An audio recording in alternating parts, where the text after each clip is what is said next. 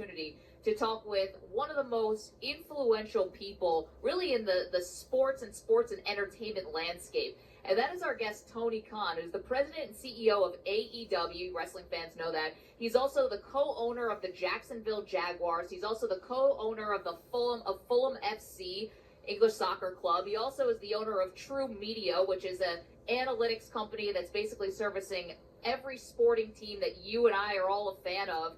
And Tony Khan joins us now, and he's got a huge announcement for us and for everyone in New York City, and he wanted to do it here on the Moose and Maggie Show. Tony, what's up? Well, Maggie, thank you for having me on. Moose, thank you for having me on. It's really nice to meet both of you. Pleasure. Great to meet you too. I know you're both big AEW fans, and I've got a big announcement about AEW specifically today. I'm very excited about. I think a lot of the fans know, if you don't know this already, this is not the announcement, but I'm very excited. We're going to be coming up and doing a show at the Prudential Center in Newark on September 15th, which is a reschedule of a show that we had sold a ton of tickets for, and we had a ton of excitement around last year, right when the pandemic started. And we're really excited about coming to the Prudential Center September 15th. And that is not my announcement, however. I'm excited about spending a lot of time up here and coming into New York City because on September 22nd, we're going to be presenting AEW Dynamite Grand Slam from the Arthur Ashe Stadium at the USTA Billie Jean King National Tennis Center. And it'll be the first wrestling event they've ever done. And I'm very excited about coming into New York City for the first time, bringing AEW to New York. And I wanted to announce it here on your show. So thank you for letting me do it. No, we appreciate that. Tony, the connection of Arthur Ashe Stadium, bringing AEW there, making it work there, outdoor, what led to obviously having AEW in New York City, but what the connection with trying to having it over there at the tennis center? It's one of the most iconic sporting venues. Every seat is a great seat at Arthur Ashe Stadium. It's going to be, a tremendous crowd. It's going to be very accessible for the fans. But really, in terms of seating and in terms of capacity, I couldn't find a better venue. It's never hosted a wrestling event. It's perfect for us. It's non-traditional, but I really think a tennis stadium sets up beautifully in general. And this happens to be the greatest tennis stadium in the world and the greatest city in the world. So I thought it would be very appropriate for us to debut AEW there and break it in for wrestling and hopefully start a great tradition with AEW Dynamite Grand Slam on September 22nd. The tickets are going on sale 1 month from today, July 16th, starting at $25. I'm very excited.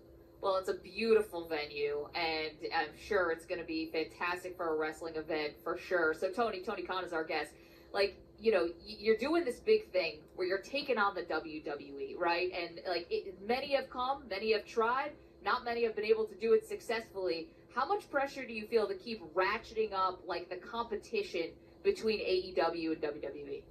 Well, I think it's intense. It is a competition. There's no way around it. It's a true competition. I'm very excited about being a challenger brand and taking on a huge company. And I think for a long time, wrestling fans are demanding an alternative, and AEW on TNT has given them that.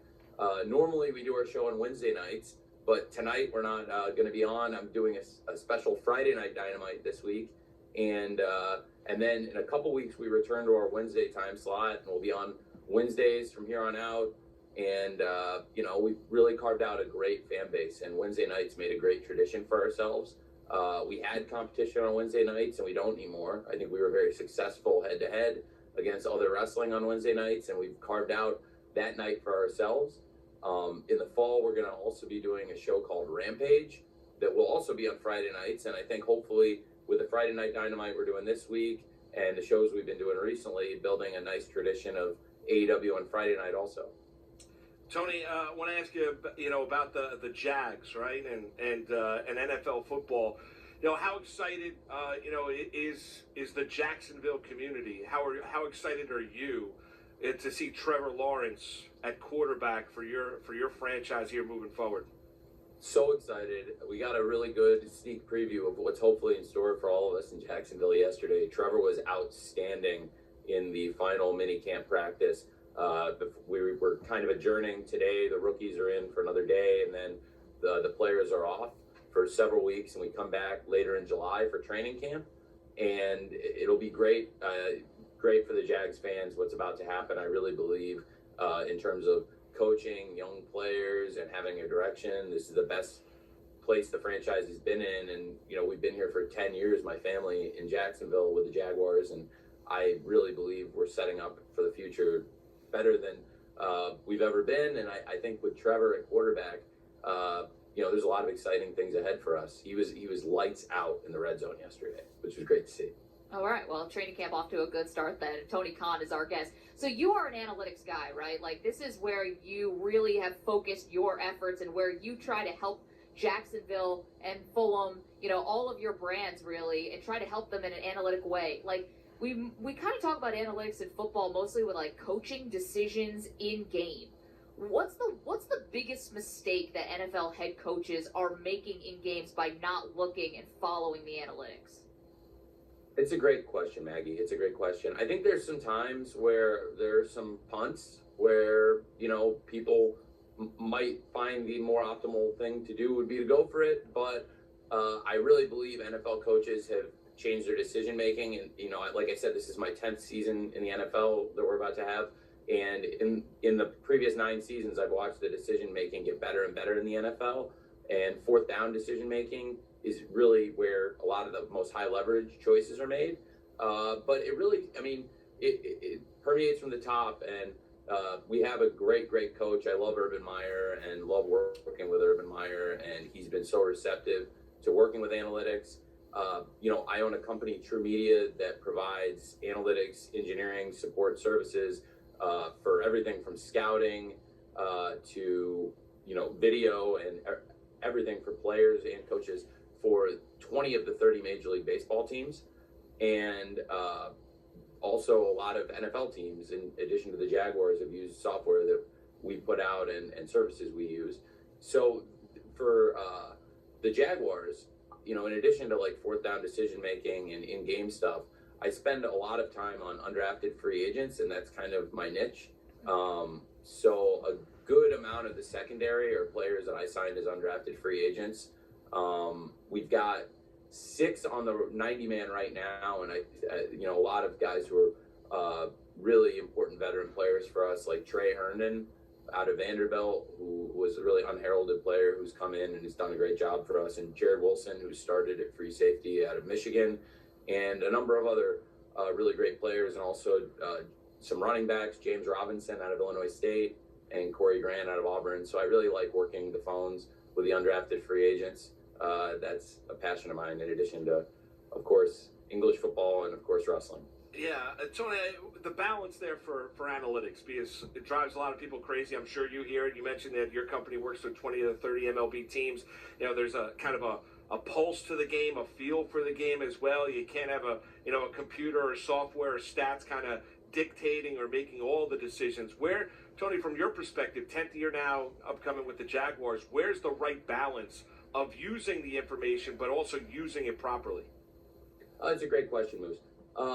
I think the coach has to make that decision. It's in the coach's hands, and as the final decision maker, that's the person you want to have buy-in from in the organization. And so Urban's been so great about meeting with us, and we talk all the time about when we get into the season about a lot of this in-game decision stuff, and he's been really open to it. And on the headset, we have a great analyst who provides information and does a great job. Zach does a great job with the coach, and also on challenges, picking out good spots for the coach to challenge, because down on the field, the head coach can't really have access to the replays in real time sometimes to make those decisions on when to throw the red challenge flag. So that can be another area where analytics and having somebody up in the booth that does a great job on it can pay off. Wow, so the analytics guy is in the headset will be in the headset with Urban Meyer as he's making coaching decisions on the sideline. That's really fascinating. I wonder if that's an outlier. A lot of NFL teams do that. It's pretty common. But when I came into the league, nobody was doing it. Maybe a couple teams, and now it's become a lot more commonplace. Yeah. Tony Khan is our guest, made a huge announcement on this show. AEW coming to Arthur Ashe Stadium at Billie Jean King. It's going to be fantastic out in Flushing for sure. Okay, if you could take one person on your roster and take them from the Jacksonville roster to the AEW roster, would it be Tim Tebow or Gardner Minshew? Well, I think I have other choices, right? Yeah. I think Gardner I Minshew think is tailor-made. I love him and Gardner. They're both great. Gardner was at our last show, actually. Gardner likes the wrestling a lot. Miles Jack comes to the AEW shows a lot. Miles Jack would be very high on this list. But I would pick a tag team that we recently had stop in. We had DJ Chark and Josh Allen come in and visit, and they were so excited to see Shaq. And so, and I introduced them, and of course, DJ Chark and Shaq both went to LSU. So they would be great. So maybe the tag team of Josh Allen and DJ Chark with Miles Jack in their corner. Tony, I got one last one for you because Maggie mentioned the name Tim Tebow. I want to get your thoughts on Tebow. Because he's this polarizing figure. I know he bothers a lot of people, getting the opportunity with your team once again, trying out at tight end, getting an opportunity to make your team down in Jacksonville. Why do you think Tebow bothers so many people with whether it be doing the stuff he did with the Mets, now back trying to get back into the NFL in Jacksonville? Why do you think Tebow's turned into this polarizing figure? I'm not sure. In training camp, Tim's been tremendous, and I'm not sure why. He's been a great teammate. He's a great person, and I think he deserves an opportunity. And so, I'm excited to see how it turns out. But it's been he's at a nice camp, and we'll see how it goes. But I'm not sure why people would have anything negative to say about him. He's such a great person. Tony, we can't tell you how much we appreciate you coming on the show, making your big announcement here. It's exciting times in the wrestling wars. They're getting ratcheted up here between AEW and WWE. We're all very interested spectators here. And, of course, Moose and I, big fans of, good old JR, Chris Jericho. And so, obviously, we're locked in with AEW. Really appreciate it, and best of luck moving forward. Thank you, Maggie. Thank you, Moose. I really enjoyed meeting both of you, and hopefully I'll see you both September 15th at the Prudential Center and September 22nd for AEW Dynamite Grand Slam at Arthur Ashe Stadium. Tickets go on sale in a month. Tony, thank you, brother.